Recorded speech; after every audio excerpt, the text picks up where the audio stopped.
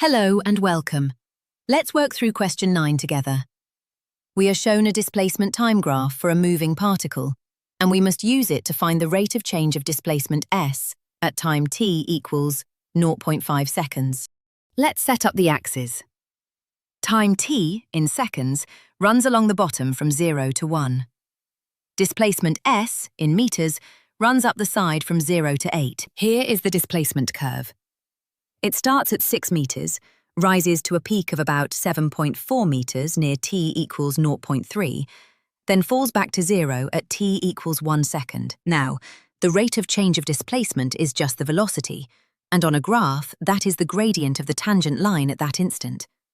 So we must draw the tangent to the curve at t equals 0.5. At t equals 0.5, the displacement is 6.75 meters. We place a point there and carefully draw the tangent, the straight line that just touches the curve at that point. To read the gradient, take 2 points on the tangent. Going across, the run is 0.2 seconds. Going down, the displacement falls by 1.2 meters. So the rise is negative 1.2. So the gradient is the rise over the run. Negative 1.2 divided by 0.2, which gives negative 6. The negative sign tells us the particle is moving back towards O. So the rate of change of displacement at t equals 0.5 seconds is negative 6 meters per second.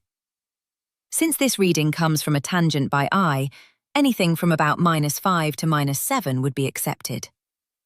Well done. That's question 9 complete.